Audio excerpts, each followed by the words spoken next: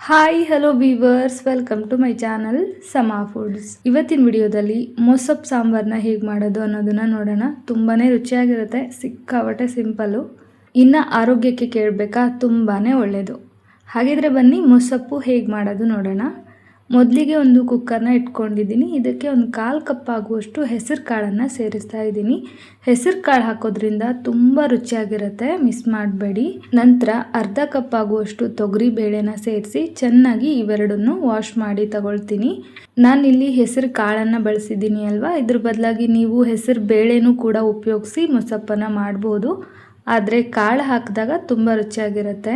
ಈಗ ಕಾಳು ಮತ್ತು ಬೇಳೆ ಬೇಯೋದಕ್ಕೆ ಬೇಕಾದಷ್ಟು ನೀರನ್ನು ಸೇರಿಸಿ ಒಂದೇ ಒಂದು ಸ್ಪೂನ್ ಆಯಿಲ್ ಹಾಕಿ ಕುಕ್ಕರ್ ಲಿಡ್ನ ಕ್ಲೋಸ್ ಮಾಡಿ 3 ವಿಜಿಲ್ ತಗೊಳ್ತೀನಿ. ಬೇಳೆ ಬೇಯೋಷ್ಟರಲ್ಲಿ ಸೊಪ್ಪನ್ನು ರೆಡಿ ಮಾಡ್ಕೊಳ್ಳೋಣ.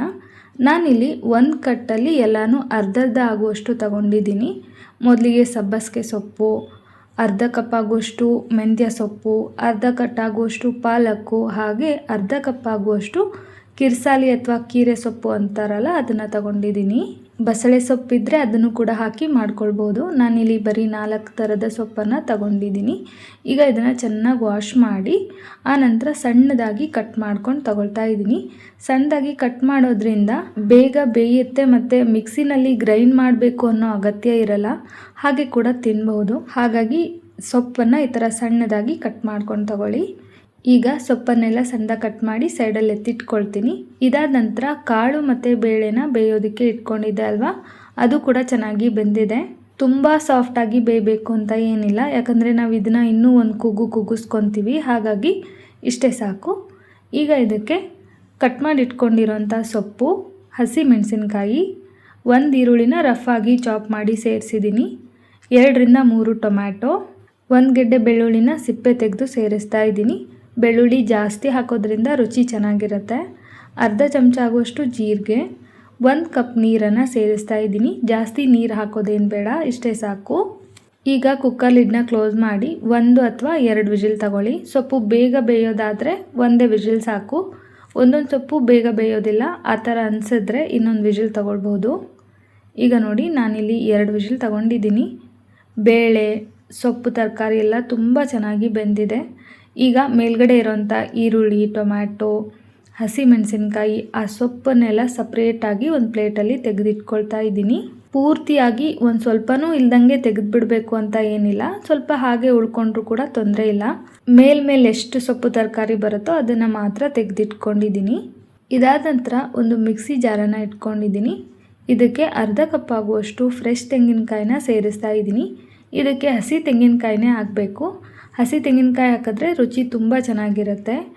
ನಂತರ 1/4 ಚಮಚ ಅರಿಶಿನದ ಪುಡಿ, 2 ಚಮಚ ಸಾಂಬಾರು ಪುಡಿ, ಸ್ವಲ್ಪ ಹುಣಸೆಹಣ್ಣು ನಿಮಗೇನಾದರೂ ಜಾಸ್ತಿ ಬೇಕು ಅಂತ ಅನಿಸಿದ್ರೆ ಸ್ವಲ್ಪ ಜಾಸ್ತಿ ಹಾಕ್ಕೊಳ್ಳಿ.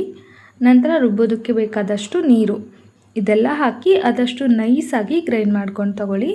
ಇದೆಲ್ಲ ಮಸಾಲೆನ ಗ್ರೈಂಡ್ ಮಾಡಿದ್ದಾದ ನಂತರ ಆ ಸೊಪ್ಪು, ತರಕಾರಿ, ಹಸಿ ಮೆಣಸಿನ್ಕಾಯಿ ಎಲ್ಲ ಎತ್ತಿಟ್ಕೊಂಡಿದ್ವಲ್ಲ, ಅದನ್ನು ಕೂಡ ಸೇರಿಸಿ ಒಂದೇ ಒಂದು ರೌಂಡು ಪಲ್ಸ್ ಗ್ರೈಂಡ್ ಮಾಡಬೇಕು. ಅಂದರೆ ಜಸ್ಟ್ ಗಿರ್ ಅನ್ನಿಸ್ಬೇಕು, ಜಾಸ್ತಿ ಏನು ಗ್ರೈಂಡ್ ಮಾಡೋದೇನು ಬೇಡ. ಆ ಸೊಪ್ಪು ಹಾಗೆ ಸ್ವಲ್ಪ ಬಾಯಿಗೆ ಸಿಗ್ತಾ ಇರಬೇಕು, ಅಂದ್ರೇ ಚೆನ್ನಾಗಿರುತ್ತೆ.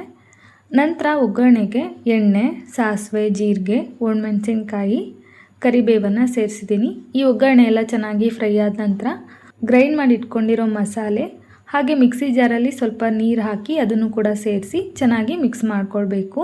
ಕನ್ಸಿಸ್ಟೆನ್ಸಿನ ನೋಡಿಕೊಂಡು ನೀರು ಹಾಕಿ, ನಂತರ ಬೇಳೆ ಮತ್ತು ಹೆಸರು ಕಾಳನ್ನು ಬೇಯಿಸಿಟ್ಕೊಂಡಿದ್ವಲ್ಲ ಅದು, ಹಾಗೆ ಇನ್ನೊಂದು ಸ್ವಲ್ಪ ನೀರು, ರುಚಿಗೆ ತಕ್ಕಷ್ಟು ಉಪ್ಪನ್ನು ಸೇರಿಸ್ತಾ ಇದ್ದೀನಿ. ಇದನ್ನೇನು ತುಂಬ ಕುದಿಸೋ ಅಗತ್ಯ ಇಲ್ಲ, ಜಸ್ಟ್ ಒಂದು ಕುದಿ ಕುದಿಸಿದ್ರೆ ಸಾಕು. ಮೇಲ್ಗಡೆ ಒಂದು ಸ್ವಲ್ಪ ಕೊತ್ತಂಬರಿ ಸೊಪ್ಪು ಹಾಕಿ ಚೆನ್ನಾಗಿ ಮಿಕ್ಸ್ ಮಾಡಿ ಒಂದೇ ಒಂದು ಕುದಿ ಕುದಿಸ್ಕೊಂಡ್ರೆ ಸಾಕು. ಆನಂತರ ಈ ಸಾಂಬಾರನ್ನ ತುಂಬ ತೆಳುವಾಗಿ ಮಾಡ್ಕೊಳ್ಳೋಕೆ ಹೋಗಬೇಡಿ, ಚೆನ್ನಾಗಿರೋದಿಲ್ಲ. ಸ್ವಲ್ಪ ಗಟ್ಟಿಯಾಗಿದ್ರೇ ಚೆನ್ನಾಗಿರುತ್ತೆ. ಮತ್ತು ಹೆಸರು ಕಾಳಿನ ಬದಲಾಗಿ ಕೆಂಪು ಕಲರ್ ಅಲಸಂದೆ ಕಾಳು ಬರುತ್ತಲ್ಲ, ಅದನ್ನು ಕೂಡ ಹಾಕಿ ಮಾಡ್ಕೊಳ್ಬಹುದು, ತುಂಬ ಚೆನ್ನಾಗಿರುತ್ತೆ. ಹಾಗೂ ಕೂಡ ಒಂದ್ಸಲ ಟ್ರೈ ಮಾಡಿ ನೋಡಿ.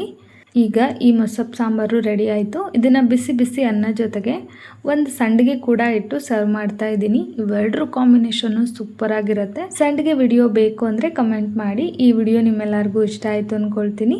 ಮುಂದಿನ ವಿಡಿಯೋದಲ್ಲಿ ಮತ್ತೊಂದು ಟೇಸ್ಟಿ ರೆಸಿಪಿ ಜೊತೆಗೆ ಮತ್ತೆ ಸಿಗ್ತೀನಿ. Bye friends, thank you.